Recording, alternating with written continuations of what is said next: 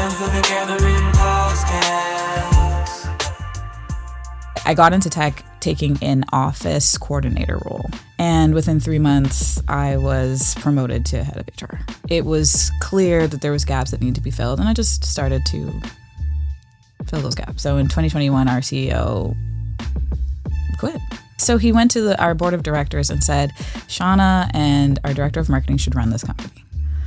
You know, they laughed in our faces. They laughed, but they were like, we're going to continue to look for someone else. But in the meantime, you have the keys to the castle. So we did everything we could under the sun. And we got to a really good place from a revenue standpoint. And after the second quarter of us running the company, they were like, we're just going to leave it as is. You closed how much business? Acquisition talks started, and they obviously were happy about that. I ended up leaving, but I was actually also recruited. It felt like, hey, I'm going to run this back over here and show that it wasn't a fluke. And actually, just a few months into becoming VP People, I was actually promoted to VP People and Operation. That's kind of been the story of my career. I've made roles for myself. Listen to the people. Listen to the people and culture, oh yeah. It's time for the Gathering Podcast.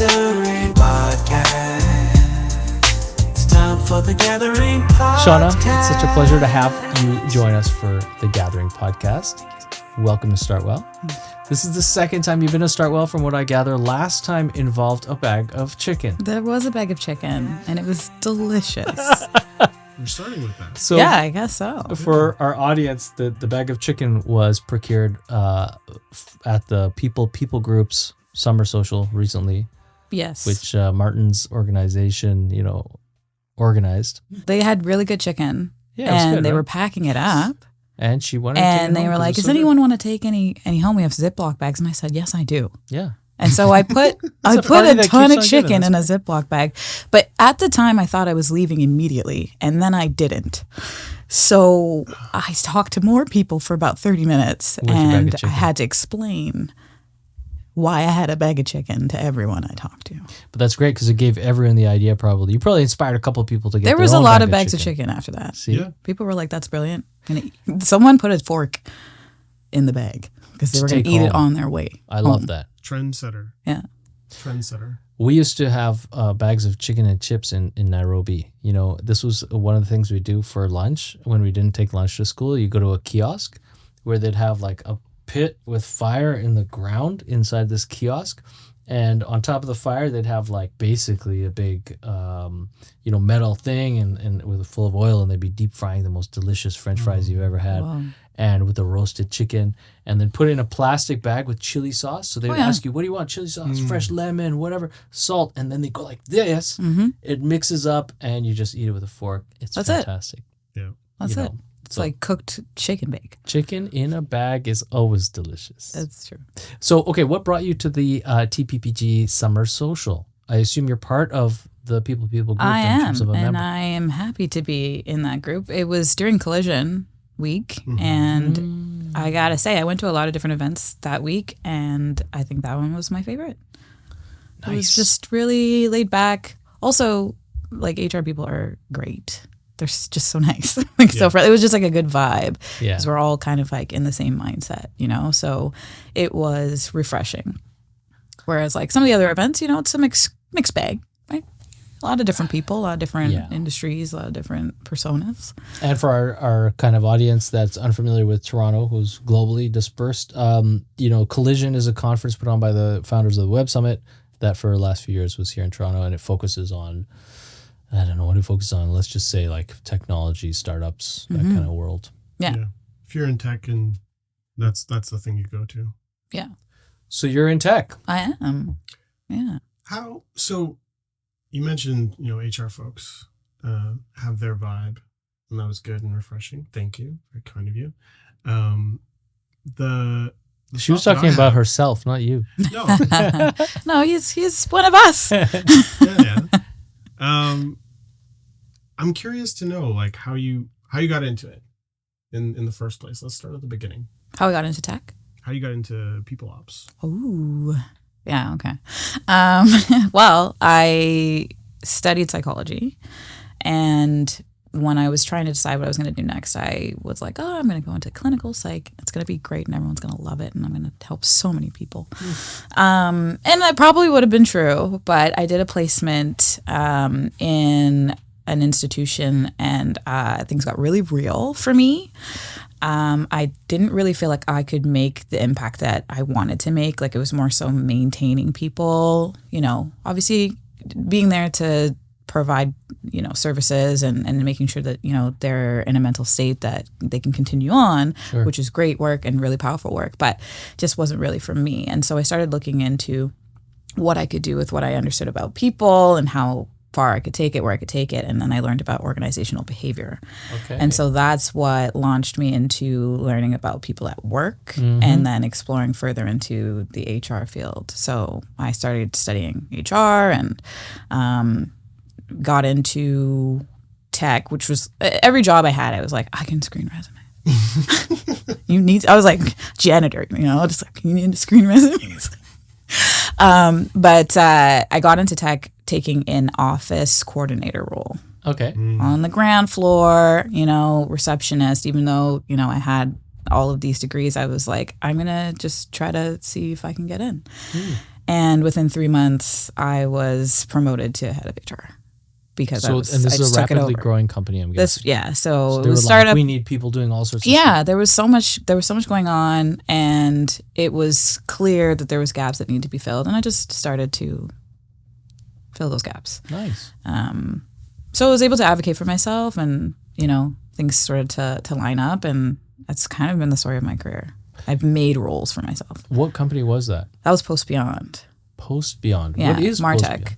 Beyond? So we had a platform that was for, putting in content with captions that are created by either the marketing team or, people who are thought leaders in the organization. And the whole premise was employee advocacy. So how do you get people in the company to share this content at the click of a button, right? So a lot of bigger organizations wanted this because they wanted their employees to share content, but they just wouldn't do it themselves. So they would create this content for them, and then they could just put it on LinkedIn or Twitter or what have you really easily, and it was showing some conversion for them, just based on branding and like ads and things like that. People trust people, so they're more inclined to listen to someone who's on their LinkedIn versus just seeing an ad. And so that company ended up getting acquired. I was part of the core team for the acquisition, and so I have one exit under my belt and continuing to hopefully go that direction again in my career. Yeah. So who acquired them, and then how was that? If you can tell us a little bit of that experience, because you and how long did it take to get to there from being kind of, I guess you said reception, office management, to seeing the growth. What was the headcount growth that you helped before the acquisition? Ebbs and flows. Okay. Ebbs and flows. I mean, we went through a global pandemic as well. So I'd been at the company for over 5 years by the end of it. And so it's actually an interesting turn of events. So in 2021, our CEO quit. He was like, I've done all I can do. Man, you can do that? I've done all I can do. You could do that? Got another job. No one ever told me I could do that. Yeah. So he went to our board of directors and said, Shawna and our director of marketing should run this company.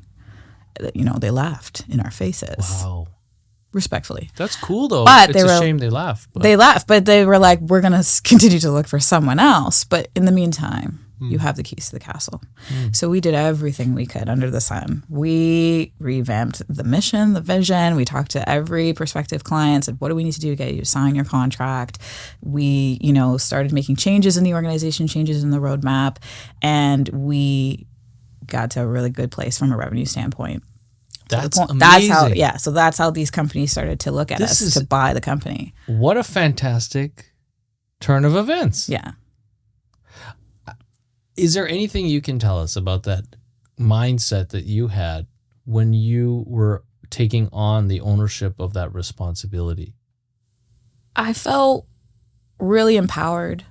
I felt that I knew the business so well and so intimately, and there were certain things that I would have loved to do already, and I felt like I had a dream team.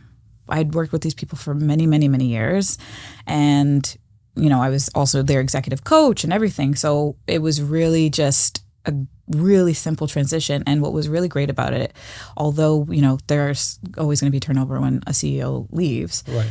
we maybe lost 2 people, which made sense to Out us. of how many do you think? At that time? At the time we had about 40. Okay. And people really believed in us. That made a huge difference for rare. how we were able to move forward. They really thought, we think they can do this. And a big part of it was how much autonomy I was given at the time from that CEO to put programs in place, to run the business in certain ways. And I was, the go-to person in a lot of ways. And my colleague, who was the director of marketing, was also running sales to a certain degree. So it made sense for him to run the sales and marketing divisions. And I took over product engineering and customer success. Wow. And so the leaders of those teams were great. We all worked really well together. We did SWAT. We just had a really, really great time, and we knew we only had limited time before they brought someone in. And after the second quarter of us running the company, they were like, "We're just gonna leave it as is." No way. Yeah, they That's just awesome. stopped the search because they were like, That's what. It "You sounds closed easy. how much business?" So it was really great to see, that trust. We had to meet with them every week. Yeah. It's fine. It was good. Wow, that's a pretty hands-on board. Yeah, it was a huge risk for them. But then, acquisition talks started, and they obviously were happy about that. And that was an acquisition that you guys coached. Like you found the acquirer. They came to us, but Okay. we presented to them and, continued to work with them, and they'd fly out to us and whatever. And we did what we could to make sure that everybody could have, something come out of it. And we were really proud of that. And the other side, what happened? Well, I ended up leaving after a few months after the transition, just because they didn't really need anyone from on the HR side of things. But I was actually also recruited. Okay. Our board talked to another board, and it ended up being the Rails team, and they wanted to meet with me because they were looking for a VP of people. Rails team. Yeah, so that's where I am now. What do you mean the Rails team? The Rails Financial. That's right. Oh, okay. I was like Ruby on Rails. What you talking you about? got there. What you talking about? The train station. Yeah, and so ended up meeting with them. We hit it off. I liked what they were trying to do. They were trying to build their team. They just, got their Series A. It felt like, hey, I'm going to run this back over here and show that it wasn't a fluke, right? And so I've been there for about 2.5 years. And actually, just a few months into becoming VP People, I was actually promoted to VP People and Operations. Okay. Because I was able to show that side of myself pretty early on and take a lot off of our CEO's plate when it came to, helping with the strategy and executing on the strategy and making sure that everybody was, locked into what we were trying to achieve. So it was great to get that autonomy again. Yeah, and of I've course. been sort of the right hand to him this entire time. So it's been great in that way. What's interesting from like the origin part is that you got the psychology background in school, and then your entry point was office management. And those two things are probably like the most common things that you see from people when they're entering from like the non-traditional means. Like there's all Didn't these go to different school for that. areas. If I didn't go to school for it, there's always this semblance of like psychology and or office management. So I guess like looking back now, knowing what you know, like curious to know what you might have, advised yourself, or like what would you have told earlier days, Shawna, to like really focus on or not worry as much, because there's so many people in that position right now. So curious what your take is. Yeah. I mean, I did go back to school. And so I did study HR. And so by the time I was going into the office management position, I had my background and everything.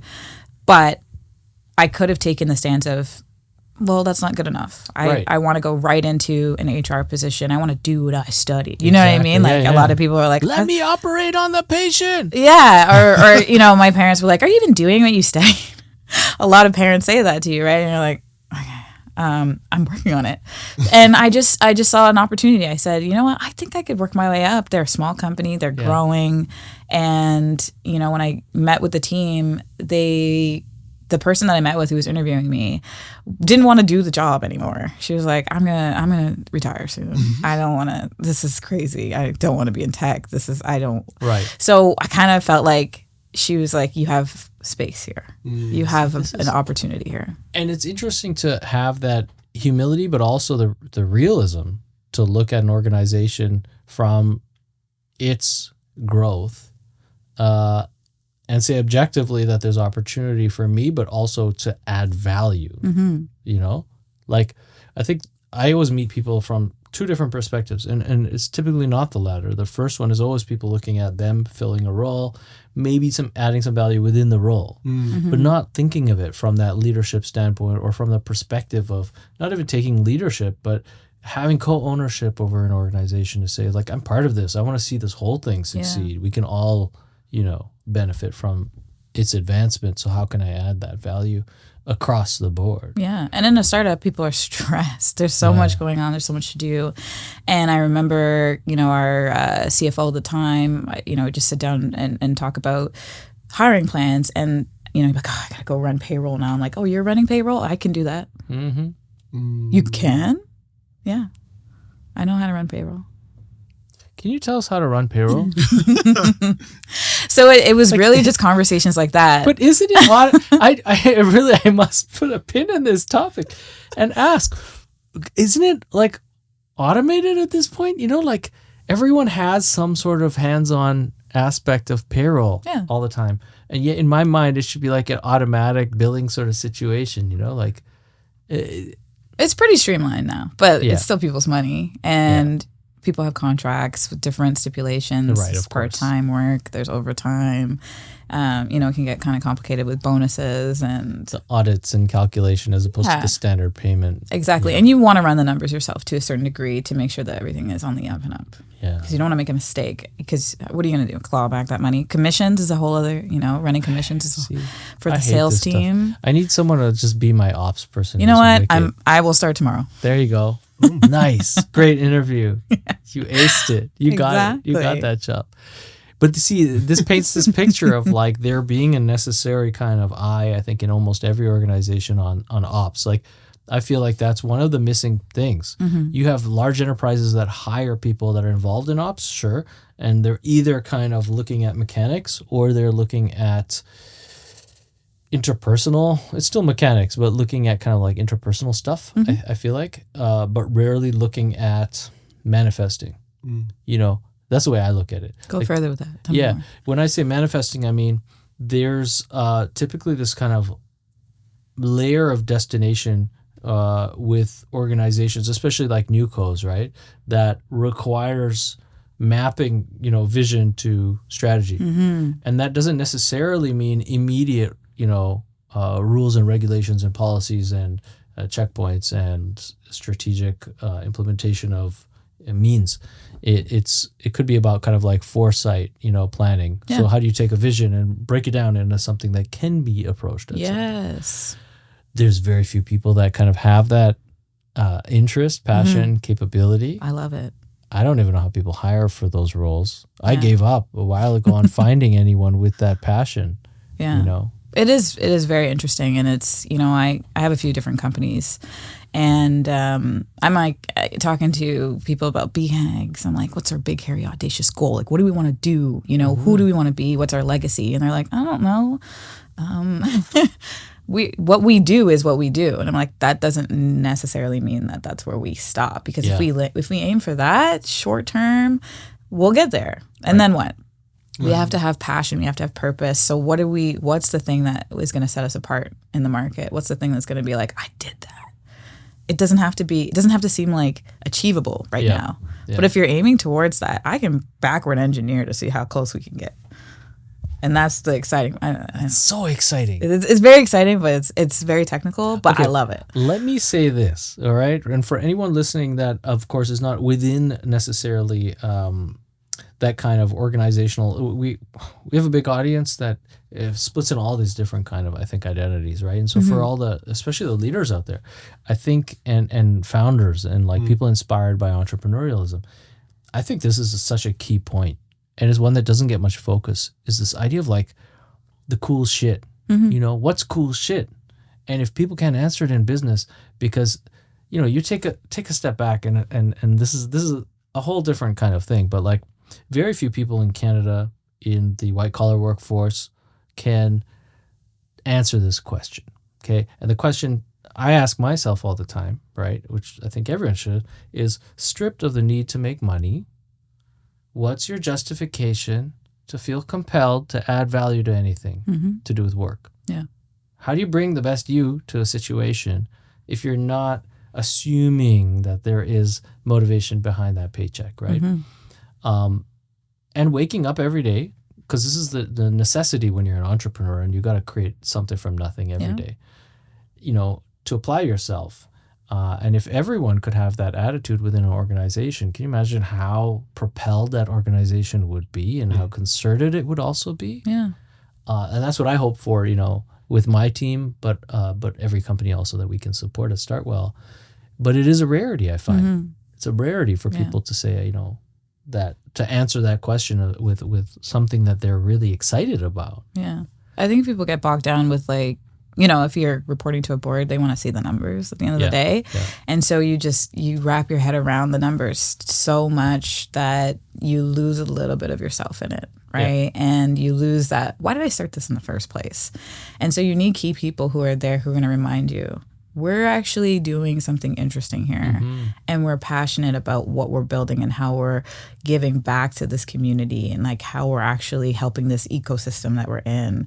And that's something that just is part of your values, right? Right. It's your values, your vision. And as, you know, people leaders, HR leaders, that's part of our domain to make sure that we're consistently bringing it back to the values, consistently bringing it back to the vision.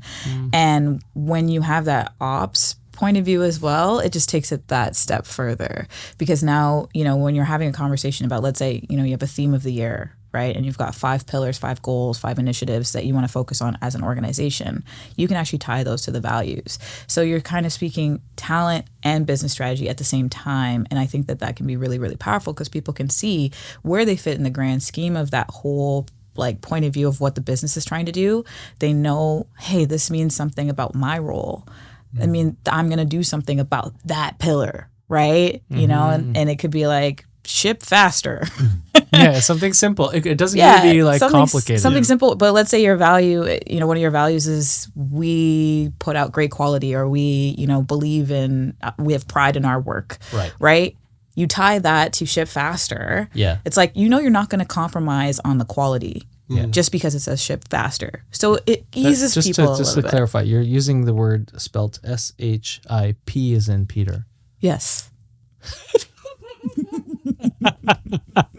See? I'm not wrong. Yeah. I'm not wrong. Yeah. Ship faster, yes. Ship. I don't know. Yeah. In voice acting, we try to not say the P's too hard because popping the P's, right? Yeah. I don't have the screen here. I don't have your pop filter. That's right. But I am saying ship. There's this interesting thing that I've seen, and I imagine you've probably seen far more of it, given like the advisory work that you do with the DMZ and other things. But the thing that I've kind of noticed, and you're talking about it, and it's like it feels like operations is like, you've heard the expression like ideas are easy, execution is everything. The execution part falls closely into like operations, right? And it becomes this role of like translating what it is that this vision from the founders or the CEOs or the executives, and then the people ops side or the HR side is not siloed, but if you wanted to focus on where to make improvements, or it's more of like the psychology of like how to motivate people to get them on board with everything on the operations side. So there's two very different things. And one of the things that you and I were talking about earlier was sort of how your progression in your career has come through this direct or indirect way of essentially becoming indispensable, right? And so I think one of the biggest challenges, and you know, the people group's meant to like help people elevate their careers, but there isn't really like a clear path of like, how do I make myself indispensable, Yeah. right? And so you saw the opportunities, like I can do payroll, Right. I can do this, I can do that. And it's just this like constant state of like taking things off of people's plates. Mm-hmm. But then there's also this counterbalance to that where folks are, this is your box and you have to play within it, right? Yeah. Do payroll, don't do anything else kind of thing. So I'm curious how you approached it or what you did so that, because it could have been easy for you to fall into that. I'm like, cool, I'm not going to take anything else on. So like, you know, speaking to an audience of people who are looking for more or wishing they could get to where you've gotten to, what's your recommendation or approach? Yeah, I do think that there are two sides to it, because you could end up taking a lot of work that won't progress your career, right? It could just be, yeah. And there's people that are happy to give it to you. And now I do payroll. So I don't do it anymore, but yeah, it's an interesting balance, and it's something, you know, I speak at universities as well, because I see people taking on all of these clubs. They're doing all these clubs, right? Yeah. They're in every single this and that and the other, and they have part-time jobs and they're in school, and they're burning out, and they're like, Shawna, how do I balance everything? I want to make sure that I take on every opportunity. And I say, you got to make a list. Like, what are you trying to do? It's kind of similar to that BHAG. What's the BHAG you have for yourself? What are you trying to achieve? What is like best case scenario for you when you graduate? What kind of job do you want to have? What are you looking for? Yeah. Right? If you haven't had that conversation with yourself, then you need to do that and then work backward from that. Because if you're taking on, you know, working in the newspaper committee and you don't want to be a writer in your later career, Right. don't do that. Do something else, right? So it's really figuring out what are the things that are going to move the needle for me. The other thing that I tell people as well, and this is, you know, in advisory work, is they want a promotion, but they don't know how to go about it. So they just keep taking things like, I'll do this, I'll do that, put my hand up. And then they go and say, I need a promotion. And they're all like, why? Because I do this and this and that. You asked to do those things, and they're not high value things. Right? So I'm not going to promote you. And so it's making sure that you have that conversation with your manager to say, I see myself getting promoted at some point in our time together. Doesn't have to be tomorrow, doesn't have to be a year from now, but I want to understand what the road is, what the path is to get there, because I want to do that kind of work. I want to bring value to this department, to this team, in a way that you look at me as, I see her moving or them moving to this next stage. And so if they can't answer that question, which they usually can't, they go to HR and say, help me with paths, help me with a matrix, whatnot. But that's good, because it puts the onus on everybody to elevate the team, not just the individual. And it can be very lonely when it's on you alone and you feel like no one cares about me. I don't know how to get promoted. Yeah. But it's everyone's opportunity to make sure that everyone is skilling up at the same time. And if there's that curiosity and drive to do so, then you have the opportunity to talk to someone about that. And it doesn't just have to be on you. And it's also, you're not that person who's constantly asking for promotion and feeling like, I'll never move up in this, firm, or, there's a lot of people who feel disgruntled, but they really didn't have that clear path, or they didn't create it for themselves. Yeah. And they just feel, shafted. No, slighted. That's the word. Yeah. Well, I think the other thing is that it's in there in what you said, is this idea of also kind of like, I'll say it like this. Most companies are terrible. They're so bad at period. Yeah. I was waiting for drop the mic. They're terrible. This podcast is over. It's like most companies are really, really bad at sharing vision, mission, mandate, means, whatever you want to express this as, but they're very bad at internal communication, and there's facilitating multilateral communication in such a way that I guess messaging becomes something that's open forum. That's a big thing. Soliciting feedback from people on things that are cross-disciplinary or cross-department. Most companies don't do that. Yeah. And they silo communication. And when they silo communication, depending on how big they are and what their managerial structures are, if they're 1980s companies, then it's going to be top down and it's going to be trickling through managers. And the anonymatrons that work them in the work for those managers, of course, will have this kind of existential angst of saying that, well, like, there's no one that I'm even allowed to talk to about soliciting feedback on how we could improve as an organization or as a business unit or anything else. Yeah. So those are very different companies than the companies where you have opportunity to have access to peers of all different hierarchy placement, right? So there's something in the answer when you were asking about maybe some clues to how people in our audience can advance themselves and plan to advance themselves within an organization. I think there might be something to say, well, what's actually possible? Be real about what's possible for you in an organization, because some organizations don't even allow anyone to apply themselves, and they don't want that. They want you to be replaceable. They won't say that though. They won't say that. You have to go to Glassdoor to find that. But yeah, well, there's that. There's that, but then there's also like just being real with yourself as an employee about looking around at how people do their work in the organization, how the organization communicates with its client base and other stakeholders, and being real about kind of looking in the mirror and saying, well, what do I want for myself? And the answer may not just be salary. It may not just be dominion over a unit, and it could be some more touchy-feely stuff to do with like, I want to feel propelled. I want to feel excited, and I want to hold somebody's hand. Yeah. Right. Well, as I do feel, studying. Thank you. That is so kind. Totally. In studying, psychology, there's the self-actualization, right? And as much as people may say, I want to be under the radar. Yeah. I don't want, like, there are profiles like, like I don't want anybody to ask me anything. Yeah. They still need to have a sense of purpose. Right. Eventually that does get old. So how do you bring that out in everyone, all different types of people, right? Because people are motivated in different ways. How do you connect with those folks, right? And, especially in tech, you work with software developers, you have more people like that who are just like, just give me stuff to work on, I'll code. I don't need to be bothered. You're paying me, it's fine, right? But and you could do that, or... Oh, I thought you were going to No, I mean, you want me to have the answer. Well, yeah, you can answer that if you'd like. Yeah. No, I mean, like the status quo in these sorts of like, Asperger population companies could be just throw work on them, right? Because they'll just keep working until they die. And that's great. Like, they need to be challenged, though. Challenged. They will be bored because there's someone who's going to poach them. Well, this is it. Especially with coders, right? This whole thing of like the 10Xer and the superstar coders. Do you want them to scaffold their knowledge down with the juniors and train up the whole team as they take on bigger challenges together and so everyone learns? Or do you want to have that guy in the corner who's really awesome and everyone else being like, oh man, I wish I was awesome as him. And yeah, he leaves. They churn out.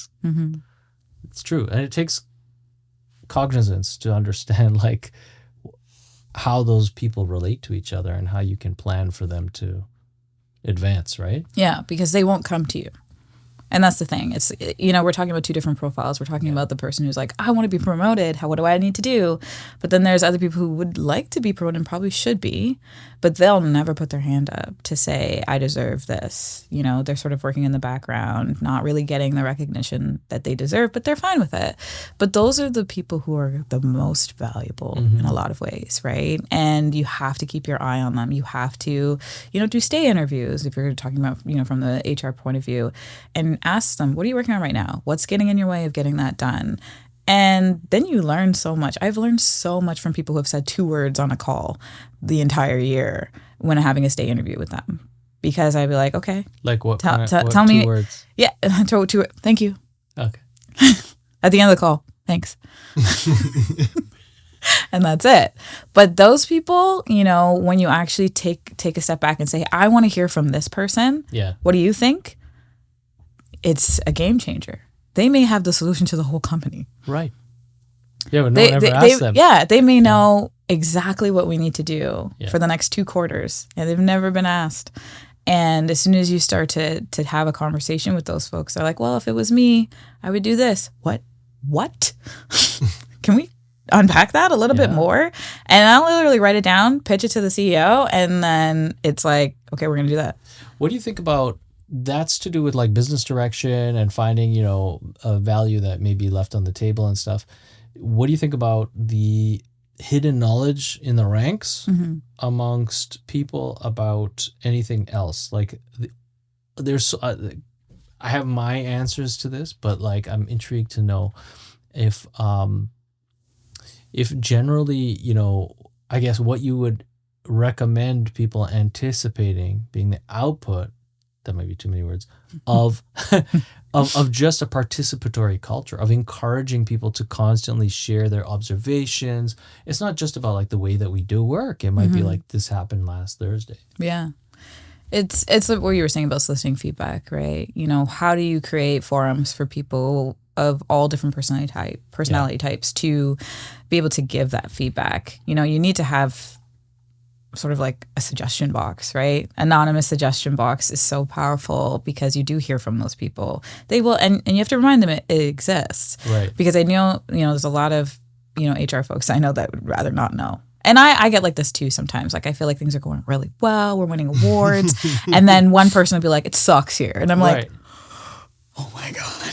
And I'm devastated, for the whole day. Yeah. But I also should know what they mean. What sucks here? Let's talk a little bit more about that. Who is this? Like now I'm trying to fish them out. I'm trying to figure it out. And I will tell everyone, there are some people who don't feel that things are going well here. And I want to make sure that we can make a change. So I'm going to actually ask you how we can improve. Every single one of you. I want to ask if, we change the company tomorrow, what would make your time here better? And it's going to be interesting, but it's a painful thing to see when you feel like things are going well, right. But it really helps you propel things forward in a way that everybody's feeling satisfied, right? And it could be something really specific to their role. Like maybe they don't have clear expectations in their role. So it's something to do with their manager and, how they're working. And it has nothing to do with the actual overall culture, but that is culture too. Oh, 100%. There's like, I feel like anticipation or assumption is often cases the greatest obstacle to communication in organizations. Like people assume a lot. And often cases they assume things because they don't have the means to share or communicate. Like people, they're kind of left unto their own devices a lot. And the KPIs are just like the only thing to communicate, right? So yeah, without welcoming that kind of like feedback or open-ended discussion on anything, people don't know that a lot's being assumed. Yeah. And simple things. It might be like the toilet paper is rough and that dude wants to quit because it hurts him. He's upset. Yeah. He wants to ship faster. There you go. Thank you for bringing that back. It was there. Thank I had you. to go for it. Oh man, So I'm happy. Yeah. Yeah, I think I lost my train of thought on that. That's for okay. Sure. That's okay. You'll get back on the rails. Oh, That was okay. You can't double down on a great joke. no, I can't. The one thing that's like interesting about this is that there's this like balance of like you want people to behave a certain way, and then there's like you can only go so far, right? Like you're encouraging and trying to solicit feedback as much as possible. And I'm reminded of just like you can't really get your car checked if you're driving it. And so there's like at a startup, slowing down is there's a big cost to it.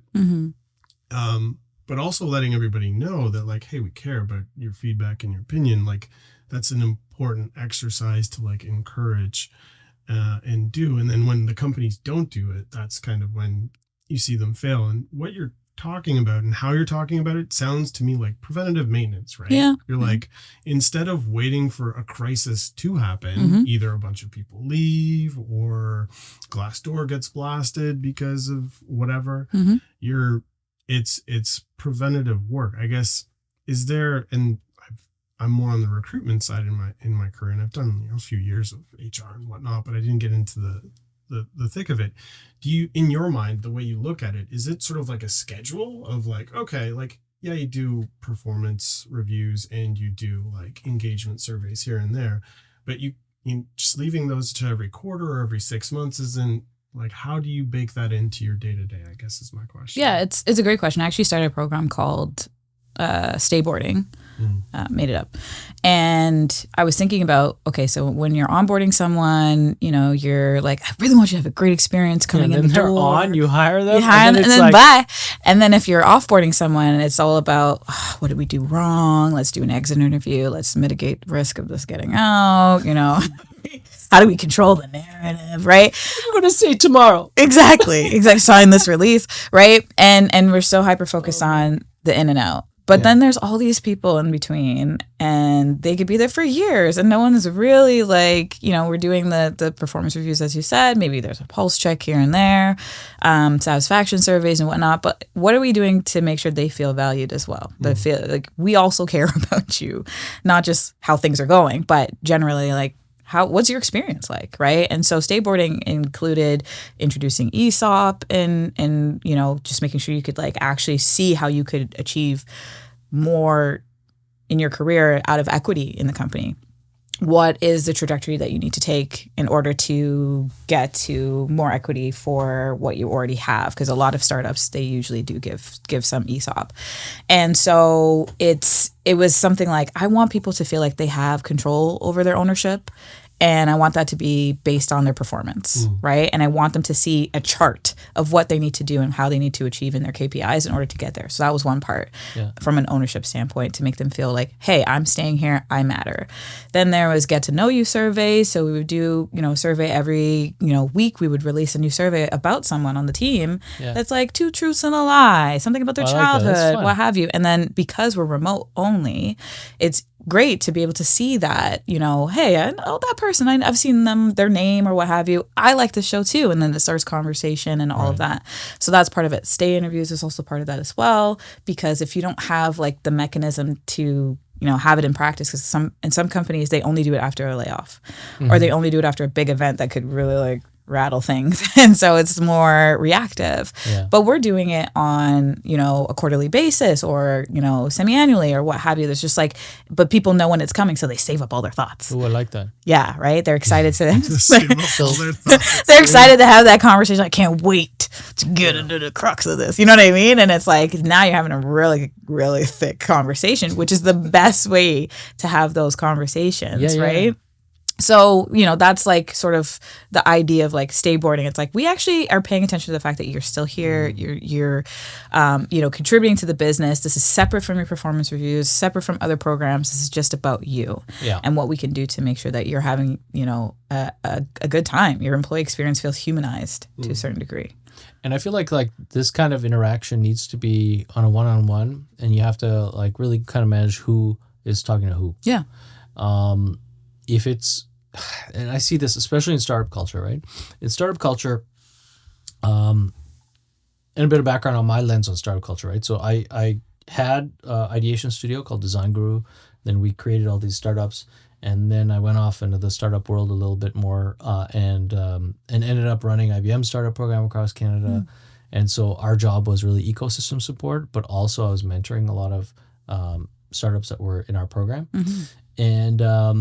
and then, of course, I was helping a family office invest in companies, and that sucked me into co-CEO-ship of one company and did all this crazy startup stuff, basically.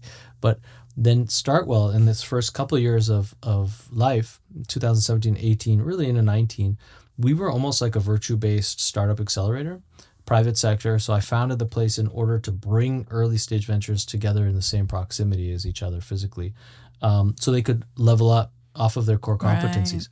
So like, you've got an HR manager, we're thinking about hiring, but we're only 5 people. When we get that check, we're going to do that. And you've got the resumes, sitting there that you didn't hire, and they're for roles that we need. So like, they were all this cross-pollination ended up peer programming these companies, and they did really well. But what's interesting about, from my lens, and all this experience on how startups grow quickly, especially in this like 0 to 100 role of headcount, it's so haphazard and crazy that you're right, Martin, this idea of like people feeling like they need to make the time, which seems at odds with their day-to-day, which is so impactful. Oh, I got to do so much today, to then check in with each other. Almost always, I see, in that stage of growth, gets relegated to some sort of like group community activity, which is the wrong forum for this. So you have like Taco Tuesdays or whatever, and it's like, so guys, what do you think we should do about this? And it's some like high level thing, and everyone's supposed to give input, and now they're like, well, I have stuff to talk about, but I don't want to talk about that, or I don't want to be ashamed in front of other people. It's not appropriate. Or she really smells, and I can't tell you. I don't know, whatever. Yeah. I mean, I was going to resist saying Taco Tuesday, but I said it anyway. Anyway, so I think you're right. Thank you so much. You're definitely right. You know, there's a time and a place. And if you don't show people that time and place is actually set aside for them, Right. they're not going to feel like what they have to say matters. Yeah. Right? Not everyone's going to get the ear of the CEO or the ear of, you know, head of people or ear of HR in general, ad hoc. Mm-hmm. So if you're not making the time, then they're not going to give feedback. What do you think about office hours? Is it ever successful? No, not. I can't say no for everyone in the world, Yeah, but yeah, I do yours. think that people default to not taking them unless they have something really, like a strong opinion about something. Problem. There's a problem. Yeah. They're not going to come just to learn, right? They want people to come to them. They don't want to stand out as the only person who went to the office hours, right? And so when I started at Rails, they had office hours for each sector of the business, and I realized that nobody was going to them. So, you know, the leads were complaining like, they have office hours, so I don't know why they don't know what this is, or, you know, it's like everyone's disgruntled because they're feeling siloed, right? It's like, well, if they want to come to this call, then they would know, you know. And I was like, it's because nobody wants to put their hand up and say they don't know something, right? So one of the, and I know a lot of people, you know, struggle with this, is like product and sales. Ooh, there is tension always, because sales is selling everything under the sun. They're like, we're going to have this, we're going to have this, we're going to have this. Yeah. They're trying to close a deal. Yeah. And product's like, don't tell them that. Yeah. This we're is not going to ship that. What are you talking about? What do you mean next quarter you'll have this whole new feature ready? That's not on the roadmap. Exactly. But then they say, well, we heard you say something about it. So we, you know, and then they're like, well, if you came to our office hours, you would know. Right. And so it's like, how do I make sure that this actually goes somewhere? Right. Yeah. And so it was like, now we're actually going to have a product and sales sync. You have to go. There's no optionality anymore. Right. You go. This is the agenda. Sales, you add in what you're going to be talking about, or where you're finding hiccups, why you can't close a deal, what the objections have been, you know, just bring those conversations, and then product will fill in the gaps. Product will even actually show you where this lives on the roadmap, or there's more information about it that you can get yourself. Exactly. Right? But they're giving you the opportunity to have like an actual conversation about this. And product also can see it through the lens of the salesperson for the first time. Like, I'm hearing this, I've heard this from 3 different prospects, that this product or this feature doesn't work in this way, and this is how I have to use it. That's a problem. Right? If you're building a product, critical insight from sales that can be shared back. Exactly. If you're building a product and it doesn't do what our like actual customers will pay for, ICP needs to do. Yeah. How do they get that information without it feeling like biased? Right? Yeah. How do they take the ego out of it? Just talking it through. I heard from these prospects, or what I've also done, introducing tools like listening tools like Gong. What's Gong? Gong, I love Gong. Gong, yeah. So they basically like, they'll record the calls for you, and then they have they'll give you like the call brief, and you know, you can put in certain things that you're looking for. Like if you're looking for objection handling, if you're looking for, did they have a pricing conversation? They'll show you exactly where they talked about pricing and all of that. It's mostly a coaching tool for sales, but marketing can use it as well if they want to understand like how to change the into your messaging. VoIP, or it's a VoIP product. It's I don't know how it works on the back end. Otter, or you record. Oh, you invite it to the meeting. Yeah, you invite it to the meeting. Okay. I thought, because we have this thing called Dialpad, which is our VoIP software. I built this, like, my software stack's ridiculous. Like, we should have 5,000 staff, you know, with my software stack. It's overbuilt. Like, we've scaled back stuff in the last couple of years. Because, because it's just like me and a couple of people, right?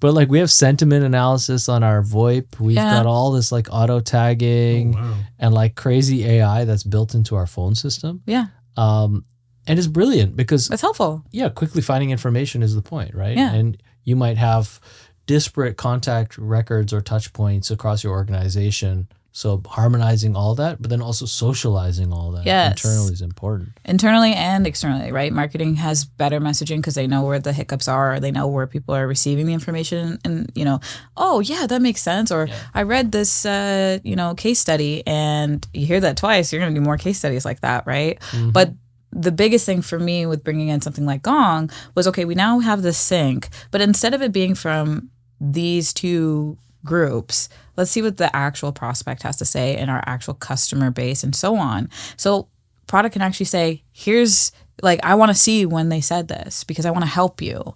And so they can leave comments and if the person on the call is saying, let me go back and talk to my product team about it, they'll just tag them. I didn't know how to answer this. This came up on a call. Can you help me with this? And then we take that information and put it into, whether it's a Confluence or Notion or what have you. And now, if anybody has a question about this, they can actually read what we're supposed to say or the script or what have you. So it's been really powerful that way to bridge the gap between these groups. And that is just part of it. It's like you have to actually carve this out. You actually have to say, I care about this. It's not just politics. It's not just, okay, we'll have one conversation. You be nicer. No, but if you want efficiencies in your organization, you absolutely need to ensure that the communication is clear, that it's open. And it sounds like, you're doing a great job of enabling encouraging this participatory communication. Like, people need to have that dialogue between different business units. It's really interesting because I never, most startups don't think about this stuff until they get to 500 to 1,000 headcount kind of thing. I'm planning for that, right? Yeah. I'm always thinking ahead. I'm like, how do I make this scalable? Right. Right. And so I'll make it scalable from the beginning so that when we scale, it's a lot easier and it doesn't feel like a huge culture shift. Mm-hmm. Because that's one of the biggest issues that people have when they're, less than 100 people. They're so afraid that the culture is going to change, either on the leadership side or, individual contributors fear this. Right. And CEOs fear this because they don't want to lose that talent that they've built this company with. But then at that point, if you're making the change, people are going to feel like this isn't a startup anymore. Mm-hmm. I hate it here. You know what I mean? There's so much red tape. Yeah. But it's like, how do you create that red tape without it feeling like red tape? And I feel like that's one of my superpowers. It's a huge superpower. Yeah. That's complicated to do. But it's crazy complicated to pull off. But it's super important because especially as you're planning for the organizational growth and hiring, and adding more people to the table, you need to know what they're going to do. You need to know how they're going to interact, interrelate at the same time. Yeah. Interrelate. It's back to that preventative maintenance or preventative care, or even just pre-mortem, right? You do pre-mortem when you're building a future, what could possibly go wrong? Yeah. What are the edge cases? So I think about that as well. But then you also do the post-mortem, right? It's like, how has this been going? How do we audit our own programs in HR? How do we audit, something we put in place? Because we're not just set it and forget it, right? Someone else has been added to the team since we launched it. We've got something in the market has changed since we launched it. So we constantly are auditing what we've done and what we've built to make it better and iterate on it, take stuff out that doesn't work. Or as the company's scaling, we, continue to make changes. And I think a lot of people forget that, they move on to the shiny new thing. Yeah. And then this is like, oh, this has been working. But is it? Is it? It's so true. And even when you talk about software and you talk about roadmaps and stuff, and you talk about tying together the communication between all these business units, let's just say the three, sales, marketing, product, right? It's very interesting how companies can set out a 1 or 2 year roadmap, hire for that roadmap's development, grow whatever business units to facilitate it, and then realize, I know the pandemic's the worst, best example, but shit needs to change all of a sudden. Yeah. And it's how do we do this? Shopify's going to fire 10,000 people because they did the wrong, everyone has to pivot hard. Yeah. Because the elasticity, isn't necessarily planned for.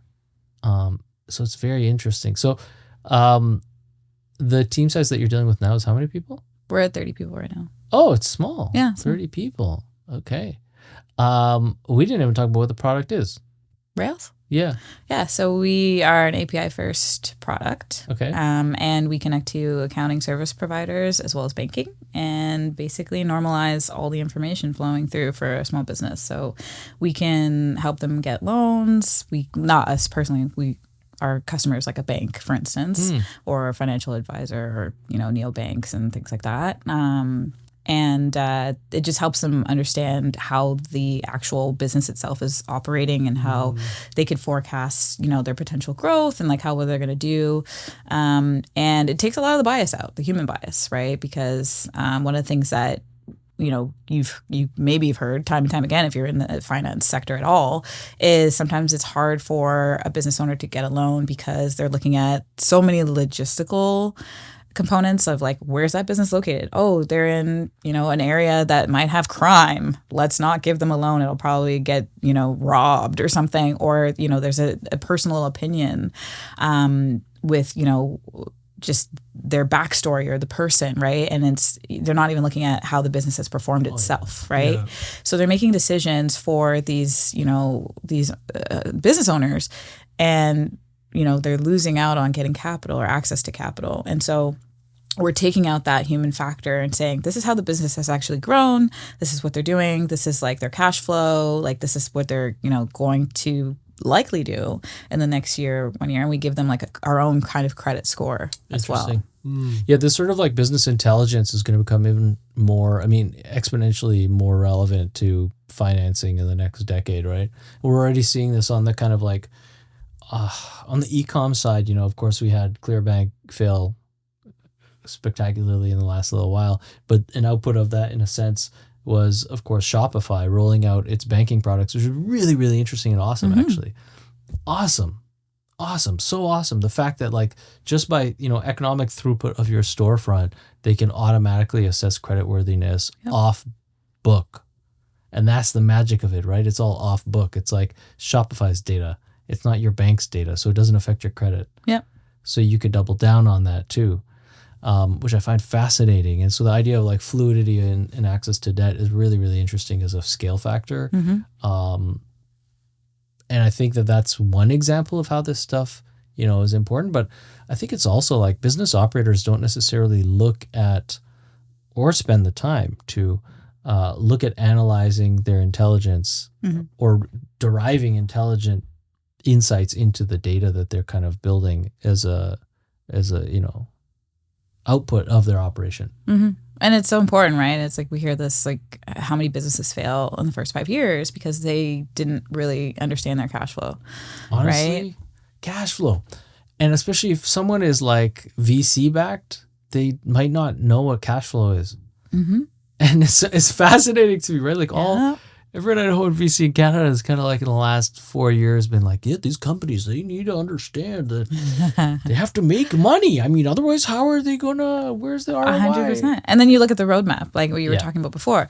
They build this roadmap, then they say, this is the hiring plan, but what are the unit economics exactly behind that? And that's why so many layoffs have to happen. It drives me crazy. It's, when someone comes to me and says, I need to hire, I do a needs analysis with them. I'm like, okay. What do you need them to do? When do you need them to do it? How much revenue are they going to drive for the organization, indirectly or directly?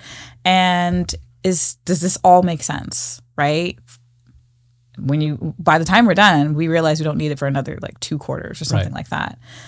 Maybe they still want to move forward. I'm just a data person, I'm just trying to make sense of it because I'm trying to avoid layoffs. But if more people did this instead of, just getting excited to hire, because sometimes as HR professionals, we're so excited to grow a team. And that it's across the board in any domain. Your company's growing, team's growing, everyone's saying, wow, they're doing so great. And, you want to say like, I brought in these people or this many people. 10,000 staff. Exactly. But so it's a disadvantage for them to take that critical lens. It's a disadvantage for them to look at it from a needs assessment standpoint. But later on, when there's a layoff and you're part of it or you're facilitating it, that's when it's like, oh no, like how did this happen? Right. And so, it's really just trying to look at it holistically. Like, do we need this like team right now? When I see budgets for each department and there's like hire here, it just says number 1 and salary at the bottom. I want to know everything about that. Well, this is it. Do you feel like there are, because this has come on our show a couple times, it seems like there's dysfunction typically in most companies where like HR is set apart from operations, like, which I find crazy. But like, so the HR people don't necessarily know what the elasticity of budgets looks like for hiring and like what the bottom line even of the company looks like if it's not public and they're auditing it in post quarters. You know, like honestly, I don't even know people in public companies if they're looking at the business financials of their company as publicly published. Most of them don't. Yeah. Yeah. They're so set apart from the idea that the company has like real fundamentals to worry about. And we were talking about this earlier, right, Martin, about it being very reactive in a lot of roles, like especially when you talk about the HR business partner, right? You know, I've worked with a lot of HR business partners, coached, and when I'm asking them, okay, what's on your plate right now? They're like, well, it depends on what comes my way. What's an HR business partner? It's What's someone, that phrase refer to? Yeah, so if you're in a, do you want to? No, go for it. If you're in a much bigger organization, you know, they start to branch out HR into different domains. So you might have someone who's, you know, HR ops.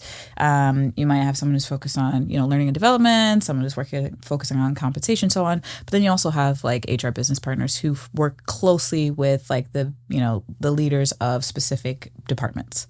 So it might be someone who's your HR business partner for the product team or product and engineering or so on. So anytime product and engineering has an issue from a personnel standpoint, they go to their HR business partner because the company is just way too big for it to just be on one person. Okay. So when I talk to people who are in this kind of domain, it's typically a reactive role, right? Oh, you know, there's an issue with these two people and I'm trying to sort it out. Or, you know, they want to hire, so I'm just like working on a hiring plan for that.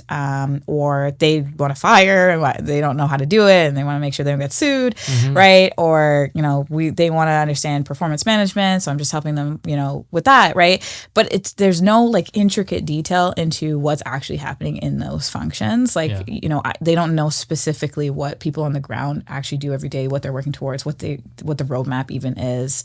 It's very, and they have a right to be reactive because they are very busy.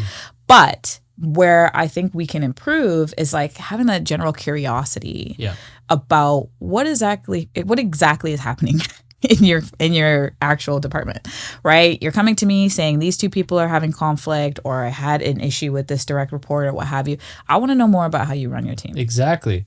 I want to know what you're. Why do they have so much conflict on your team, Jim? Exactly. Jim? Why are you always on the golf course, Jim? Why can't you do your job properly, Jim? Yes, exactly. And when you talk about peak performing organizations, right? There's three main pillars, and I live by this. It's like fair experience, right? Okay. Is it equitable? Are you being fair to everyone who's on the ground, or are you just kind of favorite, you know, is there a favorite group or what have you? Or like, is it sales team? The sales team, we take them out. We bring them $500 bottles of wine, whatever, right? That's just, you know, more performative. And then it's, you know, also having that clear expectation of what you're supposed to do. Yeah. Right? That's so important. If you don't have KPIs, you don't have to. But make sure if you're giving someone a project, you tell them what the outcome is or what you're looking for, what the result is that they need to get to, so that they have the autonomy to get there on their own and do whatever they need to do creatively, but at least they know what the goal is, right? And so that's really, really important. And then the last thing is modern.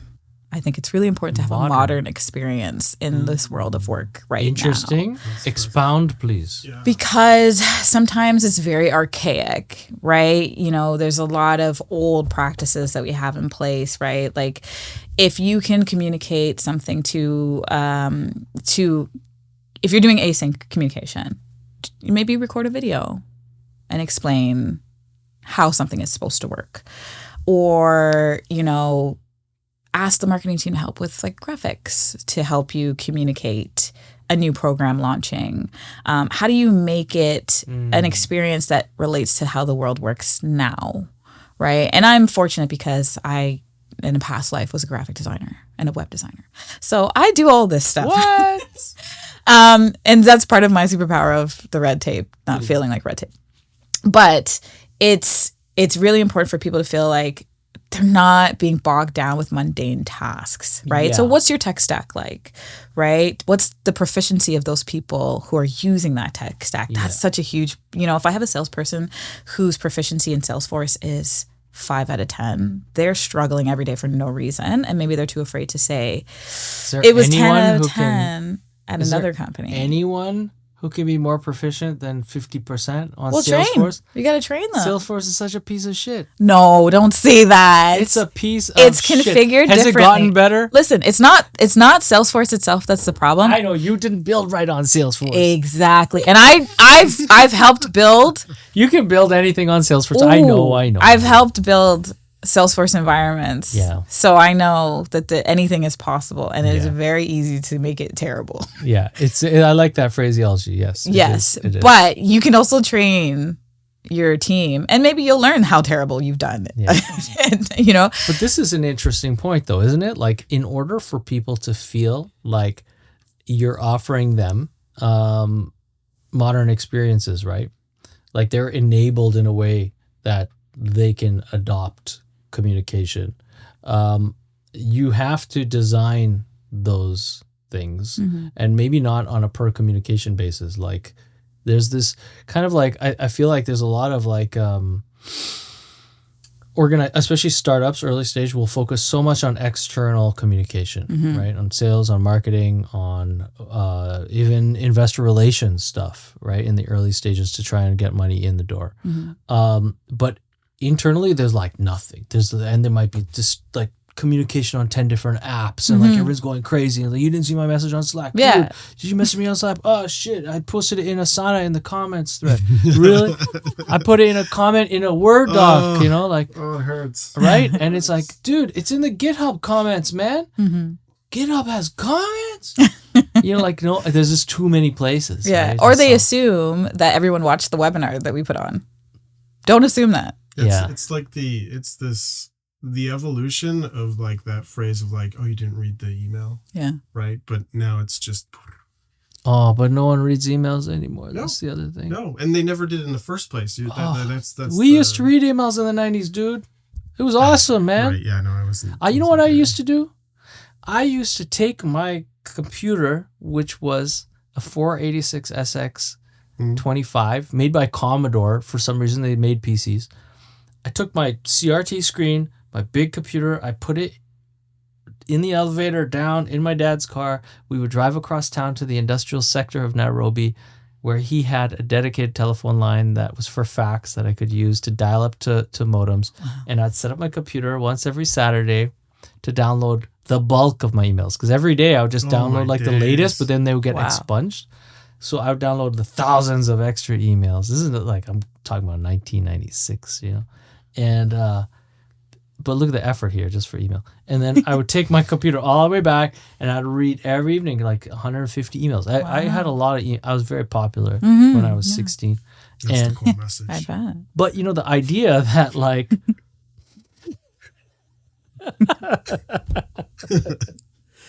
in a room of one, he was extremely popular. Yeah, 100%. The epitome of ship faster. That's what you're describing. Quick pivot. Yeah. And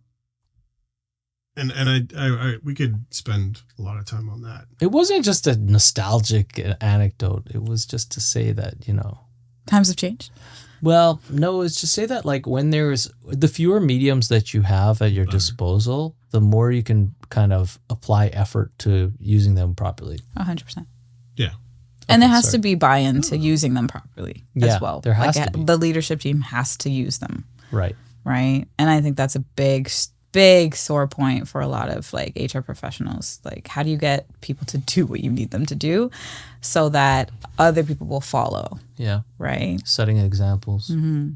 Yeah. What's your BHAG? In my whole life, Yeah. like my life BHAG. Yeah. It changes every year. It shouldn't, but it's mostly because I keep expanding what I'm doing into different domains. But What's the latest? the What's latest the and latest greatest is to impact the careers of 50 people in a meaningful way. And meaningful meaning like someone got a promotion, people profited in the 6 figures from an exit. That's a really big one. Someone calls me out on a podcast and says I impacted their career. Nice. That's happened once already, so that's one. And someone's coming to me and saying, I got this, opportunity because of you. That's another one. So that's my BHAG for like the next 5 years. I'm probably at like 11 right now. So wait till this podcast gets I released. feel like you'll crush that pretty quickly. There's a lot of great regardless. information was shared today that I'm sure will impact people positively. 100%. We didn't talk about this. You mentioned DMZ. Oh yeah. What do you do with the demilitarized zone of Korea? No, it's for our listeners outside of Toronto. Like, what is the DMZ, and then what do you do? Yeah, there? that's fair. Right. Yeah. So the DMZ is an incubator for startups, early stage startups. Yeah, digital media zone is what it stands Yeah, for, right? they're great. They have a lot of different programs to help founders have a platform, have sort of reach, I guess, outside of themselves. So they use a lot of the network that DMC has. It's run out of one of the universities here in Toronto called Toronto Metropolitan University. It We used to be changed the called name. Ryerson, but it got like cancel cultured Yes. because Ryerson, the old man Ryerson, was a bad man. He was bad. He was a bad man. Bad man. Don't bring out my accent. I could do that too for voice acting. Anyway, so they, and I'm an alumni of TMU, Okay. and so Of TMU or of Ryerson? both, I guess. Ryerson. Because this happened, the transition happened the last few years. That's why. I guess my degrees say Ryerson technically. Right. I never asked them for it. To reissue. Can you imagine? I don't have them anywhere. They're under my mom's bed. So anyway. Yeah, so they have these programs, and then they usually have a cohort of startups that they bring in. They work really, really closely with them on helping them with like even just think tanks, helping them with like how do you increase your revenue, how do you get you more clients, taking them to different events that they're doing in the city and showcasing them, letting them pitch, and so on. And so what they have is experts in residence that the different startups can use. And so I'm on the HR and ops side. Okay. So I will help, and they can just book anytime with me, and they do, and it's great. But if they're hiring, then they'll contact me, and we'll have a conversation about it. And of course, I'm like, okay, what are the unit economics? Yeah. What a great resource, though, right? Yeah. Yeah, so it's really great. We end up having a lot of different sessions because they come in thinking, I just need to pick your brain on a job description or something like that, and I'm like, let's peel back your company. And so we end up talking a lot more, awesome. and it's great. I love to see them propel forward with just my input and everything like that. So maybe my BHAG will add on companies eventually, but it's only been about 6 months, so it's sort of new, but it's been a great experience so far. And one thing that has really brought to my attention is that startups now are changing in terms of the founders, because I would say like maybe 5 years ago it would be like, I started a company, man, and there's a lot of bro culture around it. It was like, I thought this would be cool, people could use it. Chat, this is your 7th company this month. Or yeah, gym, bro. gym, yeah. And now Jazz. it's like people who've been through something.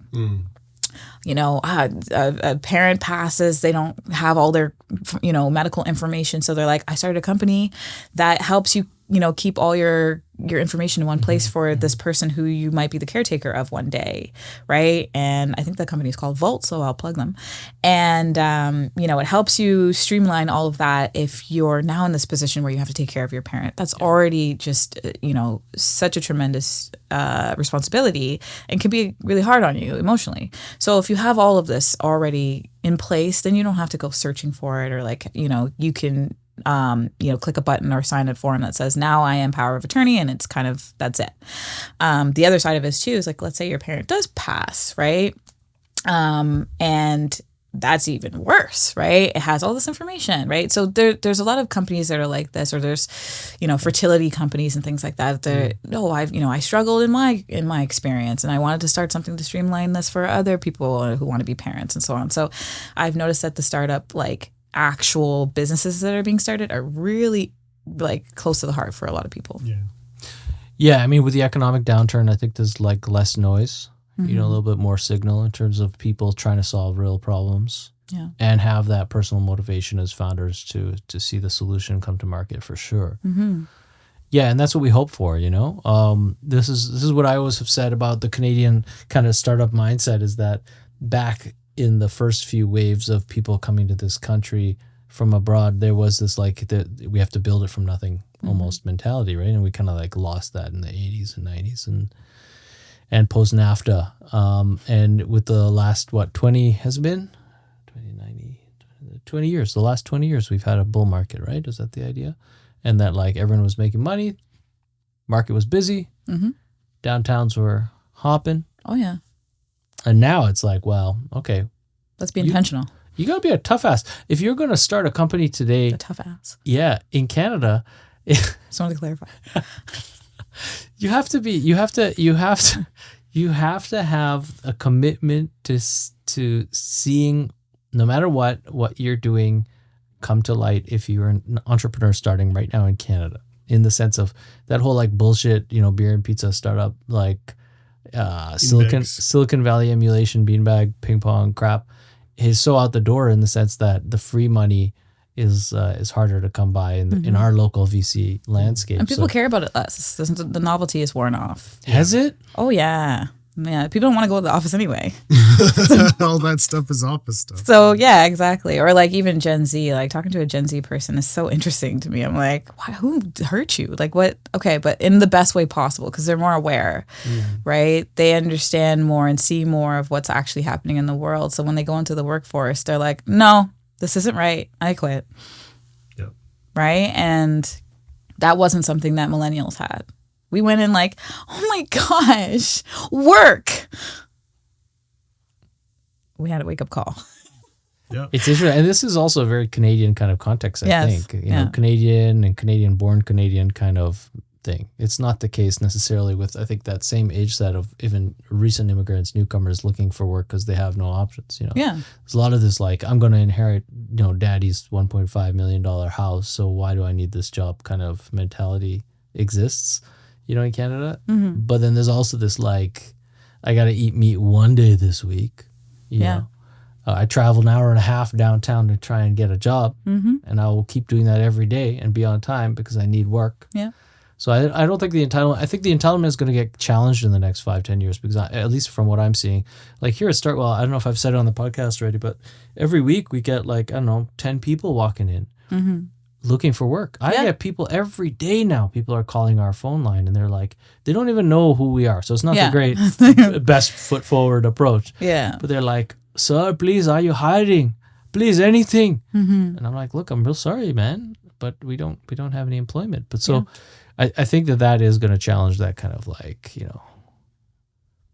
mentality of like entitlement. That's like, work is only as good as someone's interest in applying themselves to that specific work. I don't know. I feel like a whole nother podcast is here, but in talking about kind of, apathy when it comes to work and work life and the daytime in general is a big topic in Canada right now, in this post-pandemic reality where perhaps people are feeling more than ever in that age set, in the youth age set, looking at, kind of this, they feel disenfranchised from the output of their labor and the output of any action at all, but I think that's pretty stupid.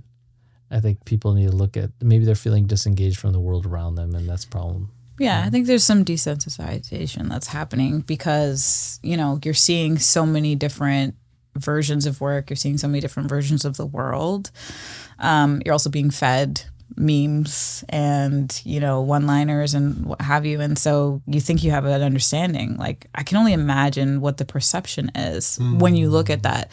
One thing that stood out to me, and this is a little bit of a spoiler for anyone who hasn't seen Inside Out 2, Disney film, but I won't give it away, but there's a belief system that develops for the kid Riley, right? And every time she has any experience, a thread connects up to her overall belief system. And it could be like somebody tripped her on purpose and then all of a sudden, people are mean. right? Goes up. And then as those inputs continue to grow, the belief system has one like version of itself. It has one thing it says. And like a lot of different experiences can like interact with it and actually like change it. So if she has a lot of anxiety about something, she might end up thinking, I'm not good enough because all of these things keep lining up in a way that are, is a disadvantage to her. So when I think about that from the lens of like someone who's been born into technology, who has it at their fingertips, who's constantly on TikTok, who's constantly like just consuming all the time, I can't imagine what that actually looks like because I don't have that experience. Right. I lived in the real world at one point in my life, right? And my parents are immigrants, right? Like I have a very different purview. So it's going to be very interesting to see how that intersectionality plays out in the workforce later. And I don't think we're anywhere prepared at all for what that's going to look like. Because they're going to be different profiles, but there's going to be some consistency across the board. Yeah, or people with the frazzled brains will just be redundant and replaced by AI anyway. Like, who knows? Like, in terms of left down dystopia. Yeah, totally. Well, if you look at the numbers also, I mean, like this is the thing. If you look at the numbers, right? We got 41 million people. No matter which way you slice it, it looks like politicians want to grow our population through immigration. So we're going to go in the next 10 years to, I don't think they can do it, but the goal is 60 million, right? And then everyone's talking about. So if we're 1.5ing our population and you look at the segment, currently that is the worker population that's supporting the people that can't work, either too young or too old. And we have a net right now increasing or aging population. And you look at where the growth is going to come, hopefully, in terms of being economically active, people that come in to the country, right? I think it's going to be interesting because literally in the next 5 years, it looks like we'll have that counterbalance, hopefully, of, new immigrants that are, maybe they also will come, depending on where they come from in the world and their economic status, from this like Instagram mind state, but perhaps not. Yeah. So hopefully there'll be this kind of like peer mentorship, kind of, and dilution of oversaturation in the digital. Who knows though?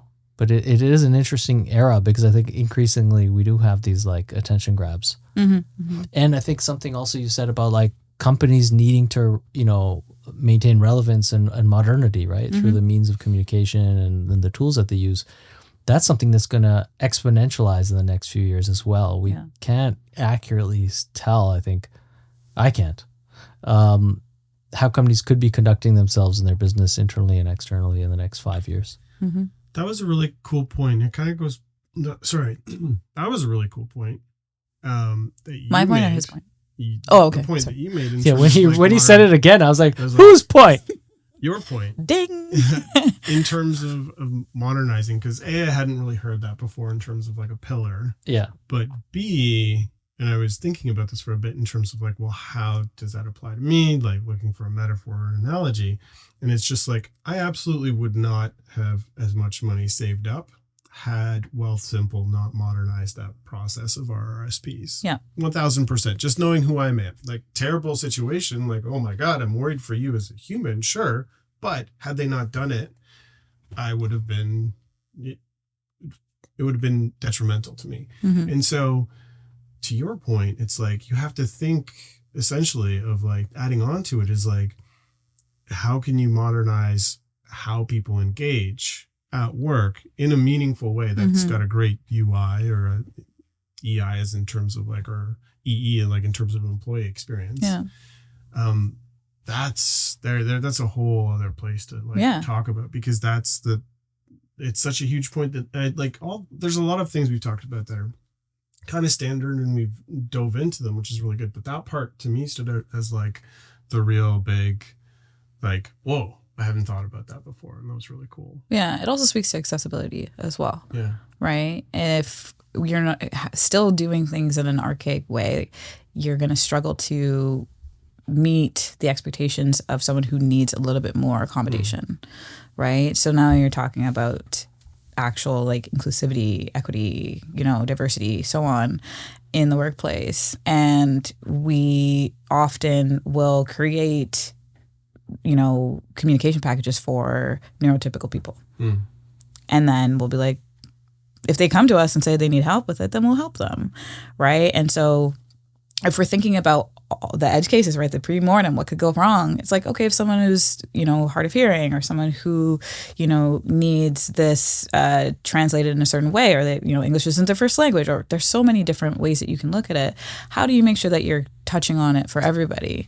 Because that, if you get into practice and doing that, you're going to be able to do that for your customers as well, right? You're going to be able to walk the walk, talk the talk externally, and it's just going to benefit you overall as an organization. And there's a lot of hesitancy in doing this because, it's going to slow us down. Well, no, if everybody's thinking about it, then they can all, put their points and make their mark, and you can actually build it together right from the start. And it will improve your performance as an organization, and it will improve your bottom line. So if you're able to show that connectivity, which is something that I'd love to do, then you get buy-in, because you're like, oh, this makes sense. And also you sound like you're a great person if you're like, I care about everyone, right? I'm accessible, right? What we do is accessible to our employees and anybody in the market who wants to work with us, right? It just changes the conversation and makes it more profound. Yeah. I don't have much to say on that topic. It's a rabbit hole. I mean, we've been here for quite some time. Yeah. But regardless, that topic is definitely a huge one. And I think it's also got to come back to the organization assessing, what their potential stakeholder mix looks like. Mm-hmm. I think that's really important. And it goes back to this cognizance, this idea of like self-identification in an organization, and how an organization can be made up of people that are participatory and have co-ownership of their destiny. Mm-hmm. Really important, and not every organization, depending on their size and their structure, can undertake this stuff. But for any new co's listening and tuning in, I think it's really cool to be able to have the potentiality to craft your organization, right? Mm-hmm. Like that to me is a really, really, really interesting thing, is the potentiality is not just about capturing a market. It's not just about selling stuff, and talking to the cause-based founders that you mentioned who are creating something from nothing for the first time. I hope anyway, that in Canada that founders are increasingly having this will to see something through, not for a sale or an M&A, but to actually have their name on the door. Yeah. I really do. I think that would be a beautiful thing. Mm-hmm. If we have more bootstrapped companies or otherwise companies that are like, owned with mission, that's personal. Yes. Yeah. I like your point in terms of like, you can bake it in early because then it becomes easy and then it's not a crazy change. Mm-hmm. And so the earlier you do that as an organization, because as you scale as a company, starting any type of program to either improve or make a positive impact becomes that much more difficult. So if you start it early on, it doesn't have to be crazy. Yeah. But it should be baked in earlier on. That's a book that you need to write. Yeah. I've do so many 2.0, 3.0 programs. Like, you got to start somewhere. And then once you get to a certain size, I'm like, all right, we're going to audit this. And then we're going to come out with 2.0, and it's going to have these new components. And, we build that. And then the other program is still running, but then we launched the new one, and it's just like the new version of it that's more intense. We have more money behind us, so we can put tech behind it and what have you, right? So, it continues to grow like that, but there's you can always have an evolution of what you've already built. Yeah. But starting and saying the intention is to eventually get it to here, then people know it's going to come. People are prepared for it, and they're excited about it.